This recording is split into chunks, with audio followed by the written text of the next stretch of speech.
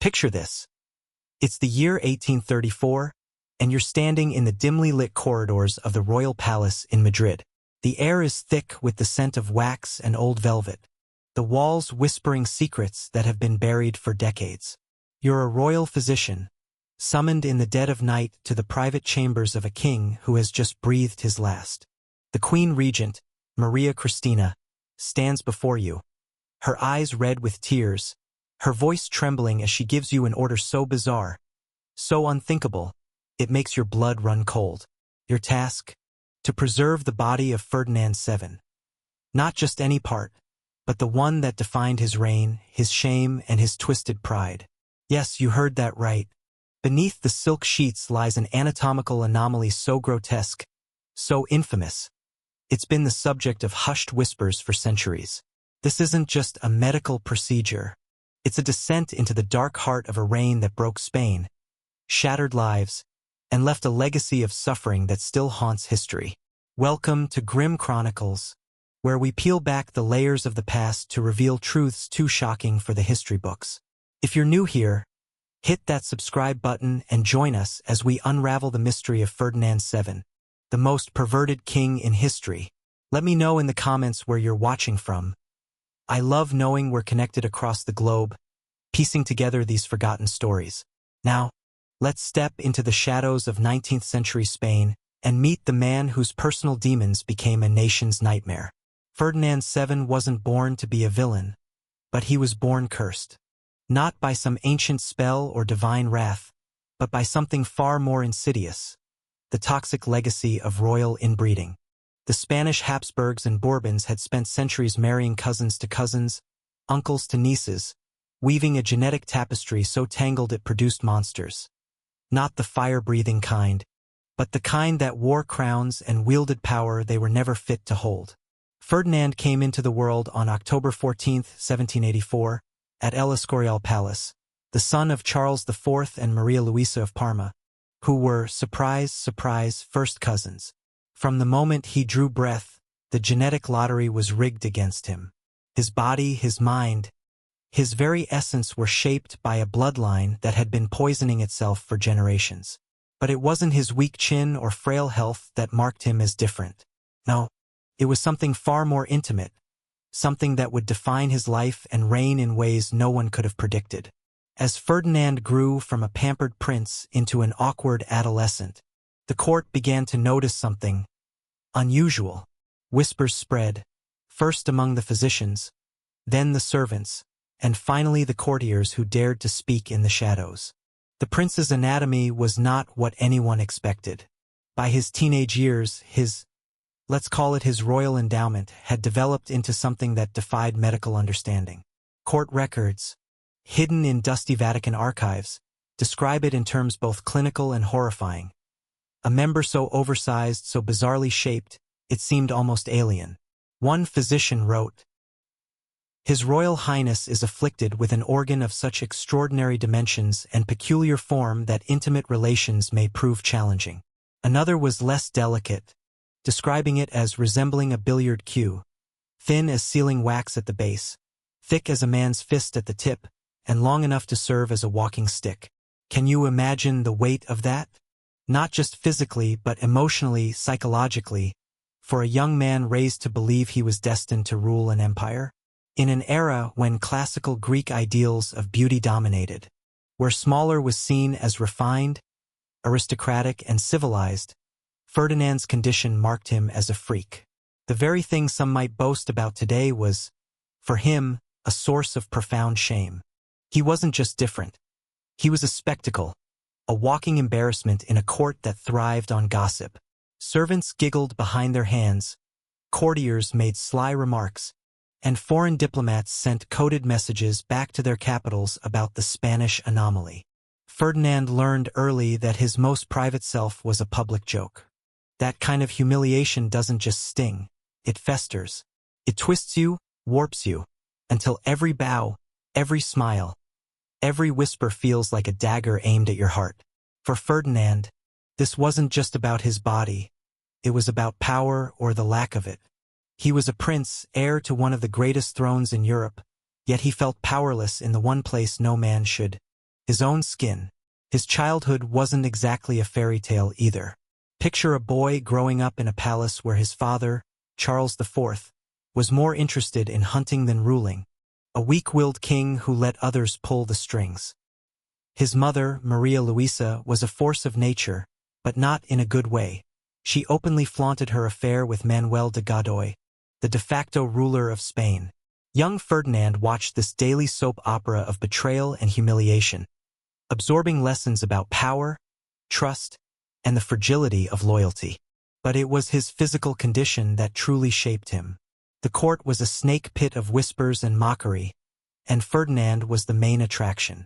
He overheard servants snickering, saw the smirks on courtiers' faces, and felt the weight of foreign ambassadors' knowing glances. By the time he was a teenager, he was retreating into himself, building walls of secrecy and suspicion that would define his life. One story from his youth tells you everything you need to know about the darkness growing inside him.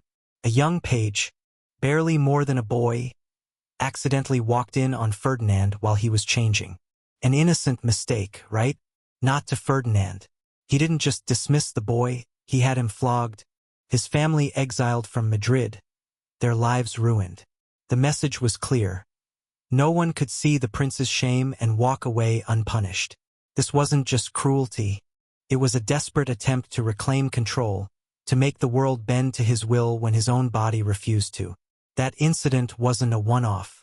Servants who displeased him disappeared. Courtiers who made the wrong joke found themselves out of favor or worse. Ferdinand was learning to wield his royal power like a weapon, compensating for the powerlessness he felt in his private life. As he approached adulthood, the full extent of his anatomical challenge became impossible to ignore. Court physicians, sworn to secrecy under pain of death, were tasked with finding solutions. They wrote detailed reports, hidden from prying eyes, describing a member so disproportionate it made normal intimacy not just difficult but dangerous. One doctor noted it measured nearly 10 inches in its natural state, with a curvature and strange tissue growths that served no biological purpose. Can you imagine the pressure? Not just to rule a kingdom, but to navigate a personal life where even the act of love was a medical procedure? The royal craftsmen were brought in, tasked with creating what they delicately called marital aids, custom cushions, supports, and implements designed to make intimacy possible without causing injury. These weren't just tools. They were symbols of Ferdinand's desperation, proof that even a king couldn't escape the prison of his own body. The psychological toll was devastating. Ferdinand became obsessed with fixing himself, pouring fortunes into potions, elixirs, and quack remedies from every corner of Europe. Ground rhinoceros horn, powdered pearls, rare herbs, name it, he tried it. Charlatans and alchemists flocked to Madrid, promising miracles that never materialized. Each failure chipped away at his sanity, feeding his paranoia and rage. He began to see mockery everywhere, in the respectful bows of his subjects, the careful words of his tutors, the nervous smiles of potential brides. And who could blame him? People were laughing, just not always for the reasons he imagined. The court was a pressure cooker, and Ferdinand was the one about to explode. By the time he reached marriageable age, he was a ticking time bomb of insecurity and resentment. His first marriage, in 1802, to his cousin Maria Antonia of Naples and Sicily, was supposed to be his chance at redemption. She was beautiful, intelligent, and full of romantic dreams about her fairy tale prince. The wedding was a spectacle, the cathedral ringing with music, the streets of Madrid alive with celebration. But fairy tales don't survive the wedding night, and for Maria Antonia, that night was a descent into horror. Imagine her, a sheltered princess, raised on music and etiquette, completely unprepared for what awaited her. When Ferdinand entered the bridal chamber, her first glimpse of his naked form sent her into hysterics. One of her ladies in waiting later wrote that she screamed as if she'd seen the devil himself, backing against the wall, pointing and crying, "Monster, monster!" His member, described as a great club with a thin handle, was unlike anything she could have imagined. Terrifying in its size, its bizarre curvature, its alien appearance. What followed wasn't a night of love but a medical procedure. Physicians were called in to explain the special preparations needed, cushions, oils, implements that looked more surgical than romantic. Maria Antonia, dosed with laudanum to calm her nerves, endured a process more akin to surgery than intimacy. The trauma was immediate and profound. She developed what we'd now recognize as severe sexual trauma, relying on ever larger doses of laudanum to cope with her marital duties. Ferdinand, already insecure, saw her revulsion as a personal attack, deepening his paranoia. Their attempts to produce an heir became a nightmare ritual. Physicians preparing the chamber, Maria Antonia sedated just enough to comply, and Ferdinand retreating afterward to lick his wounds. Months turned to years and no child came.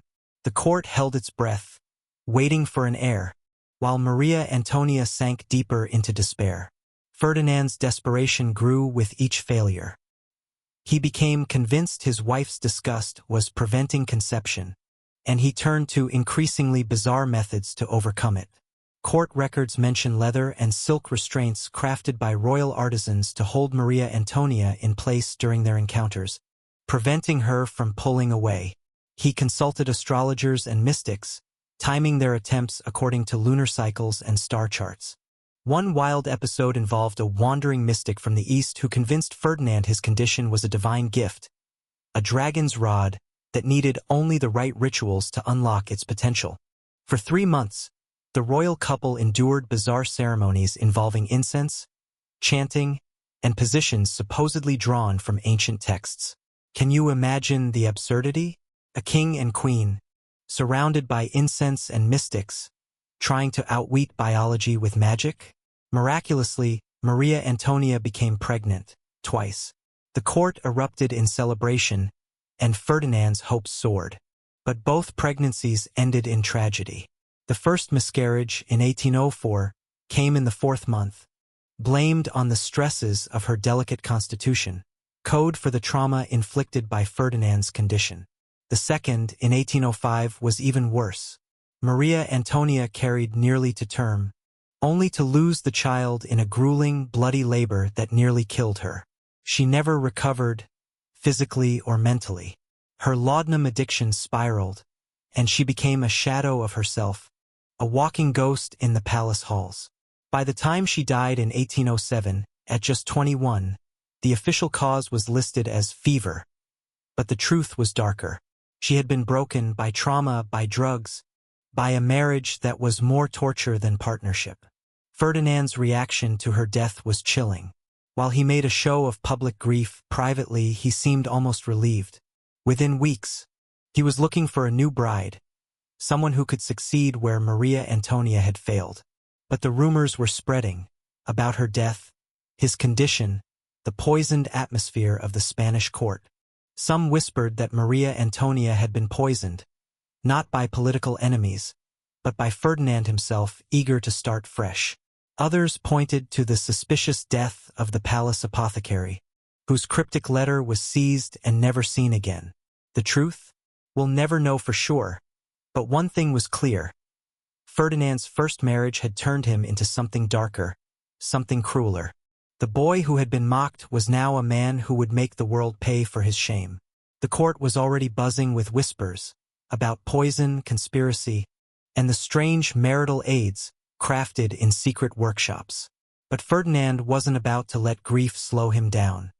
His obsession with producing an heir was all-consuming, and he needed a new wife, someone who could withstand the nightmare of his condition and give him the child he craved.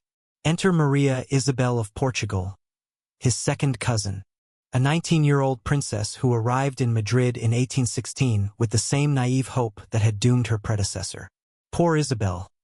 She had no idea what she was walking into. The wedding was a spectacle, as royal weddings always are. The cathedral glittered with gold, the streets echoed with cheers, and Ferdinand played the part of the charming king, all smiles and gallantry. But behind closed doors, the preparations for the wedding night were anything but romantic. Isabel's ladies-in-waiting were given a crash course in the special arrangements required: cushions, oils, implements that looked like they belonged in a surgeon's kit. The royal craftsmen had outdone themselves, creating devices so elaborate they could have come from a mad inventor's fever dream. When the moment of truth came, when Ferdinand revealed himself, the scene was eerily familiar. Isabel's screams echoed through the palace, not of passion but of raw terror. Servants later found blood-stained sheets and shattered furniture, evidence of a night that was more torture than love. Can you imagine being in her shoes? A young woman, barely out of her teens, thrust into a marriage where intimacy was a medical procedure, supervised by grim-faced physicians and fueled by the king's desperate need to prove himself. Isabel developed a stutter, a nervous flinch whenever Ferdinand entered the room. Her ladies-in-waiting whispered about nightmares where she woke screaming about a monster. The trauma wasn't just physical, it was psychological, a wound that deepened with every forced encounter. Ferdinand saw her fear as a personal insult, a challenge to his royal dignity. His paranoia kicked into overdrive. He began intercepting her letters, tasting her food for poison, searching her chambers for signs of betrayal. To him, her terror wasn't just about his body. It was proof she was conspiring against him, maybe even with foreign powers.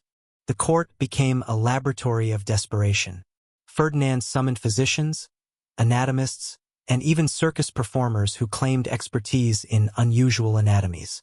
The royal bedchamber turned into a grotesque theater, with German and French doctors invited to observe his attempts at procreation. They took notes, made sketches, and turned his intimate failures into academic papers circulated in European medical schools. Imagine the humiliation, your private struggles dissected by strangers, your shame immortalized in ink. For Isabel, it was even worse. She stopped eating, lost weight, and developed what the court called hysterical episodes, what we'd now recognize as severe trauma responses. Her thousand-yard stare became a haunting presence in the palace, a living reminder of the king's failure. Politically, Spain was unraveling. The American colonies were in open revolt, and Ferdinand's obsession with his personal problems left him blind to the crisis. Cabinet meetings were cancelled when he was indisposed with Isabel, and critical decisions were delayed while he consulted alchemists about new fertility potions. The Spanish Empire, once the terror of the world, was crumbling, and its king was too busy chasing miracles to notice. Revolutionary propaganda painted him as an impotent tyrant, his physical failures a metaphor for his political incompetence. The colonies didn't just want independence. They saw his inability to produce an heir as a sign of divine judgment against the Bourbons. The palace workshops, once known for fine tapestries, now churned out equipment that belonged in a nightmare. Ferdinand brought in an Ottoman specialist, smuggled into Madrid under cover of darkness, who promised new techniques to overcome his condition. The king spent fortunes on devices that looked like torture instruments, adjustable cushions, restraining mechanisms, implements designed to minimize the physical damage to his wife. The craftsmen who made them were sworn to secrecy, and several met mysterious ends, fueling rumors that Ferdinand had them silenced to protect his shame. Isabel's health deteriorated under the strain. She suffered phantom pregnancies, periods where her body mimicked the signs of conception, only to end in bitter disappointment. Ferdinand paced outside her chambers during these episodes, praying and cursing, as if he could will a child into existence. When each false hope collapsed, he sank into depressions that paralyzed the court. In 1818, after 2 years of this living hell, Isabel died. The official report cited nervous exhaustion, but whispers among the servants suggested she may have hastened her own end, desperate to escape. Her final words, recorded by her confessor, were a prayer of gratitude for her liberation. Can you feel the weight of that? A young woman, married to a king, thanking God for death because it was her only way out. Ferdinand's reaction was chilling. He didn't mourn, he raged. He ordered autopsies, searching for poison, and had Isabel's ladies-in-waiting arrested on suspicion of conspiracy. He even commissioned a death mask, which he kept in his private chambers, where visitors reported seeing him muttering to it as if it could answer. Within months, he was hunting for a third wife, someone who could succeed where his first two had failed. But his reputation was spreading. European courts whispered about this Spanish monster, and finding a willing bride was proving harder than ever. The king's physicians, meanwhile, were pushing the boundaries of medical science, experimenting with surgical techniques to reshape Ferdinand's anatomy. These were desperate, dangerous procedures, conducted in secret, with results that only worsened his condition. Politically, he was walking a tightrope. In 1808, Napoleon invaded Spain, forcing him to abdicate and live as a prisoner in France. Those 6 years in captivity were a new kind of hell. French doctors, unbound by the etiquette of the Spanish court, studied him like a specimen, their reports describing his condition in brutal detail. They called it a perfect storm of anatomical dysfunction, a mix of genetic disorders that made normal intimacy impossible. Ferdinand, humiliated and powerless, spent his exile writing letters to European royals, begging for a bride who could accept his special circumstances. While Spain fought and bled to restore him, he was planning his next wedding night, oblivious to the sacrifices of his people. When he returned to the throne in 1814, the crowds greeted him like a savior. Flowers rained down, children wept, and Madrid sang with joy. But Ferdinand wasn't thinking about his kingdom. His first act as king wasn't to govern or reward his loyalists. It was to commission a new set of marital aids from Europe's finest craftsmen. He sent agents to Germany, Italy, even the Ottoman Empire, seeking artisans who could solve his intimate problems. The resulting collection, hidden in secret palace chambers, was a testament to the perverse ingenuity of the early 19th century. By 1819, he was ready for his third marriage, hoping against hope that this time, things would be different. Maria Josepha Amalia of Saxony, a 24-year-old princess, arrived in Madrid with a mix of hope and pragmatism.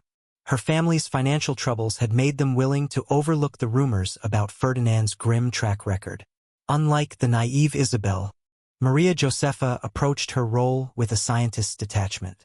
She brought her own collection of medical devices and a personal doctor who specialized in difficult marital situations. This wasn't a fairy tale.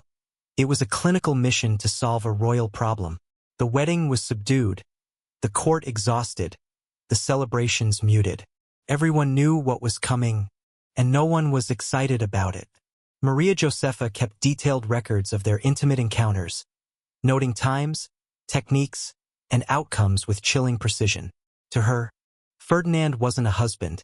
He was a medical challenge, a puzzle to be solved through careful planning and endurance. But no amount of preparation could overcome the reality of his condition. Their encounters were meticulously planned, medically supervised, and utterly devoid of affection. Physicians stood by with cushions and implements, turning the royal bedchamber into something between a hospital and a torture chamber. Maria Josepha endured, but at a cost. Her clinical approach frustrated Ferdinand, who wanted a wife, not a researcher. He began to suspect she was documenting his condition for foreign spies, intercepting her letters to Saxon physicians and reading betrayal into every word. His paranoia was now a full-blown psychosis, infecting every corner of the palace. He had mirrors installed at odd angles to catch eavesdroppers, employed spies to monitor court gossip, and ordered hidden passages built so he could move unseen between his chambers and Maria Josepha's. The king's obsession with secrecy was absurd. He even had his wife's food tasted, with a 30-minute wait to detect slow-acting toxins. The tasters, watched like prey by a king who saw treachery in every grimace, collapsed from nervous exhaustion. Maria Josepha, trapped in this web of suspicion, began to crack. Her intercepted letters revealed a woman unraveling, writing of feeling like a prisoner in a glass cage, every breath scrutinized, every gesture analyzed for signs of rebellion. Can you imagine living like that? Knowing your every move is watched, your every word dissected, by a man whose insecurities have turned him into a monster? Spain was falling apart. The American colonies were slipping away, taking the wealth that had propped up the empire for centuries. Revolutionary leaders pointed to Ferdinand's inability to produce an heir as proof that God had abandoned the Bourbons. Propaganda mocked him as a sexually impotent tyrant. His personal failures a symbol of Spain's decline. He revived the Inquisition, turning it into a weapon against anyone suspected of spreading rumors about his condition. Private conversations became dangerous. A careless joke could land you in a dungeon. The king's obsession with his sexual dysfunction wasn't just a personal tragedy. It was a political catastrophe, paralyzing the government and alienating his subjects. The royal bedchamber became a stage for grotesque experiments, with foreign doctors sketching Ferdinand's failures for medical journals. Maria Josepha, subjected to this parade of voyeurs, began to collapse. She stopped eating, her weight plummeted, and her once vibrant spirit faded into a haunted stare. Servants whispered that she woke screaming from nightmares, calling out warnings about a monster that haunted her dreams. Then, in 1829, a miracle, or so it seemed, Maria Josepha became pregnant. The court erupted in disbelief and cautious hope. Diplomats across Europe buzzed with speculation. Had Ferdinand finally overcome his curse? Some whispered of divine intervention, others of medical breakthroughs, and the cynics hinted at infidelity. Ferdinand was ecstatic but terrified, hiring guards to protect his wife, bringing in Europe's best physicians, and having her chambers blessed by priests. He was convinced enemies would sabotage this miracle, whether through poison or sorcery. The pregnancy progressed until the 7th month, when complications set in. Modern medicine suggests Maria Josepha suffered from placental abruption, a manageable condition today but a mystery then. Ferdinand's interference made things worse.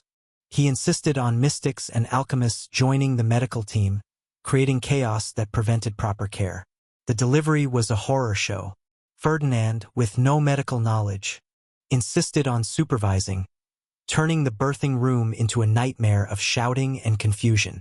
The baby, a daughter, was born premature and lived only a few hours.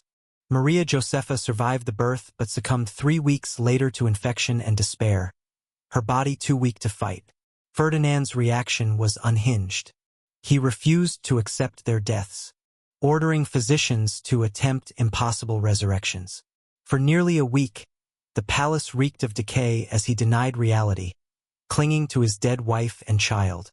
When he finally relented, he sank into a depression so deep that courtiers feared he might not recover. He stopped eating, refused advisors, and spent days staring at the death masks of his 3 wives, muttering to their lifeless faces. Spain was now a shadow of its former self. The colonies were gone, the treasury empty, the people starving. Revolution simmered in the cities. Bandits ruled the countryside, and Europe laughed at the king whose intimate shame had become a public scandal. Yet, even in his grief, Ferdinand couldn't stop. His advisors, desperate to save the dynasty, were already searching for a 4th wife. The challenge was finding someone willing to marry a king with such a grim track record. The negotiations were brutal. Princesses withdrew after hearing the truth, demanding separate chambers or personal guards. His condition wasn't just a personal curse anymore. It was a diplomatic liability, threatening Spain's alliances.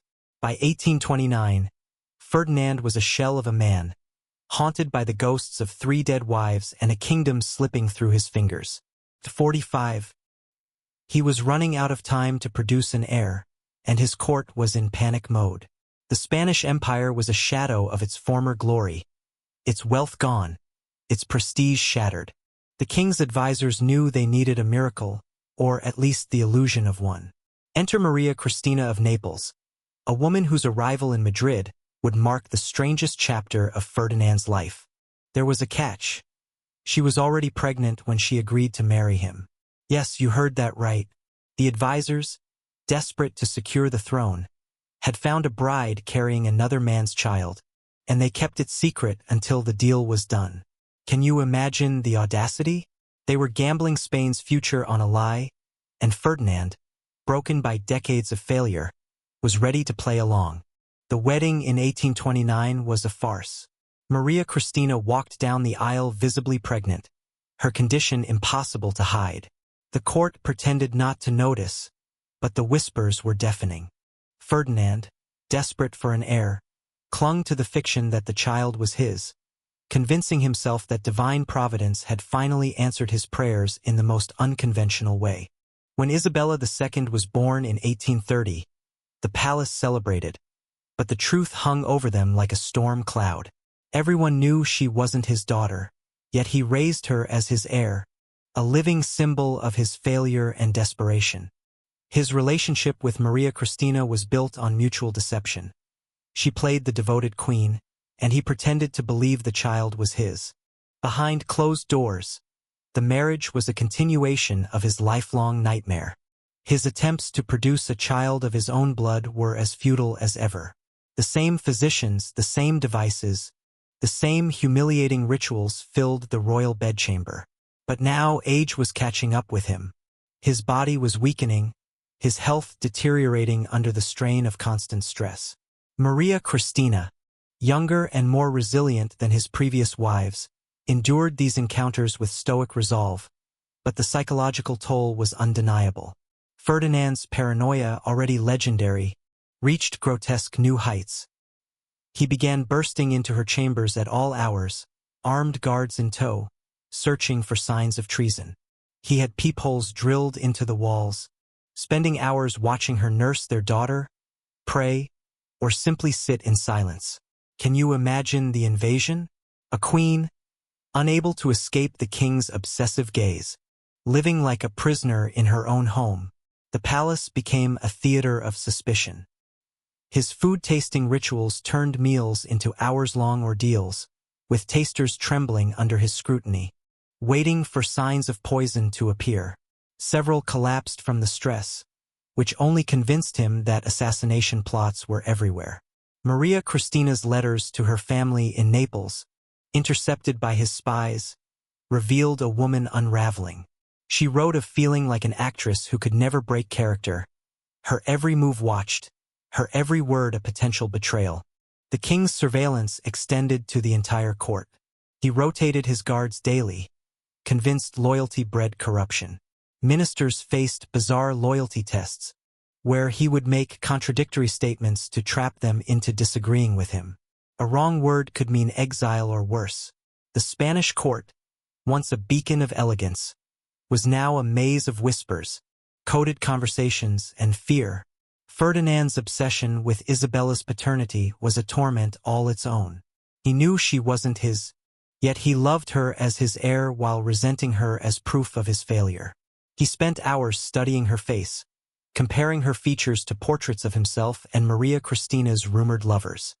He commissioned genealogists to prove her legitimacy, their reports carefully worded to avoid his wrath. The irony was cruel. His greatest political achievement, securing the succession, was his deepest personal defeat. Isabella, a child who would inherit his throne, was a living reminder that he could not produce a legitimate heir. Spain's collapse accelerated under his misrule.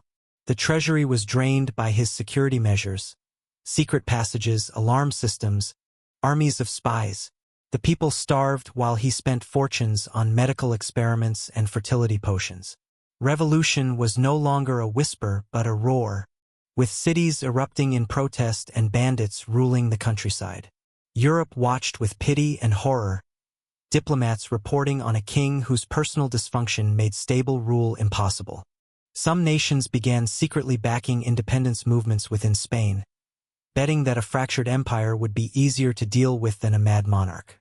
Maria Cristina, caught in Ferdinand's web, began showing signs of the same despair that had claimed his previous wives. Her hair fell out, her weight fluctuated, and she developed nervous tics, checking over her shoulder, jumping at shadows. Her diary, later found hidden behind a false wall, described a life of constant fear, a woman trapped in a role she could never escape. Yet she fought to protect Isabella, shielding her from Ferdinand's paranoia.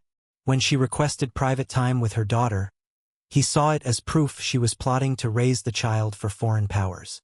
Even maternal love became a battlefield in his twisted mind. In 1832, Ferdinand's paranoia reached a bizarre peak. He became convinced Maria Cristina was trying to poison him through physical contact. Before any intimate encounter, He demanded she undergo medical examinations, searching for toxins on her skin. These degrading rituals, conducted in his presence, were the final nail in the coffin of their marriage. His health was crumbling. Chronic insomnia, digestive issues, and what physicians called nervous agitation plagued him. His speeches became rambling, filled with accusations against imaginary enemies. He began to suspect even his closest allies, including his brother Don Carlos, who had stood by him through decades of chaos. Birthday celebrations turned into tense interrogations, with Ferdinand analyzing the placement of flowers for hidden messages. The court was a pressure cooker, and the servants bore the worst of it. Expected to spy on Maria Cristina while maintaining loyalty, many broke under the strain, creating a revolving door of terrified staff. As 1833 dawned, Ferdinand was fading. His body, battered by years of stress and self-inflicted damage, was giving out. Physicians noted a persistent tremor, early signs of cognitive decline, and a weariness that seemed to seep from his soul. His final days were a blur of delirium, calling out to his dead wives, issuing orders for investigations that never existed. The man who had spent his life fighting his own body was finally losing the battle. He died in September 1833, at 48. The official cause was listed as gout, but the palace physicians knew better. He had died of exhaustion, physical, psychological, and spiritual, worn out by a lifetime of fighting a body that betrayed him and a mind that turned every shadow into a threat. Even in death, Ferdinand's story wasn't over. The royal physician was called to perform a secret autopsy, a task that would reveal the full horror of the king's curse. As they peeled back the silk sheets, what they found confirmed every whisper, every rumor, every horrified account. His member, preserved for medical study, was a monstrosity. 14 inches long, varying wildly in girth, with a curvature and strange growths that made normal intimacy impossible. But there was something else, scars old and deep, evidence of self-inflicted wounds from years of desperate attempts at self-surgery. Can you imagine the pain, the loneliness, of a king trying to fix himself with crude tools, alone in the dark, hoping to escape his shame? The physician's reports, sealed in the Vatican archives, are chilling. They describe a body ravaged not just by genetics but by Ferdinand's own efforts to reshape it. The scars told a story of a man who had spent decades at war with himself, each failed attempt adding another layer of trauma. The organ itself, along with detailed drawings, was deemed too shocking for public knowledge, locked away where it remains to this day. Scholars who've seen these records describe them as both fascinating and deeply sad, a window into a private hell that consumed a king and his kingdom. Ferdinand wasn't just a victim of his body. He was a victim of a system that placed absolute power in the hands of a man too broken to wield it. His death marked the end of an era, but not the end of Spain's suffering. Isabella II, the questionable heir, inherited a throne surrounded by civil war and economic ruin. The Carlist Wars erupted as factions disputed her legitimacy, tearing Spain apart. The empire that had once ruled the world was now a minor player, its decline accelerated by a king who cared more about his personal failures than his people's needs. His 3 dead wives, Maria Antonia, Maria Isabel, Maria Josepha, paid the ultimate price for his dysfunction, their lives destroyed by trauma and despair. Maria Cristina, the 4th wife, survived but lived as a prisoner of his paranoia, her sanity fraying under constant surveillance. The Spanish people, once loyal to their desired one, were left to pick up the pieces of a kingdom shattered by one man's shame. What's the lesson here? Ferdinand's story isn't just about a king with a bizarre condition. It's about what happens when personal pain becomes public policy. His insecurities, his paranoia, his desperate need for control turned a nation into a mirror of his own brokenness. Power without wisdom is dangerous, but power in the hands of someone consumed by their own demons is catastrophic. He was both villain and victim, shaped by a cruel genetic lottery and a court that fed his worst impulses. His reign shows how private shame can ripple outward, destroying lives, toppling empires, and leaving scars that last for generations. As that royal physician stood over his body in 1834, preserving the physical proof of his reign, he must have felt the weight of it all. This wasn't just a medical curiosity, it was a monument to failure, a symbol of a king who consumed everything he touched.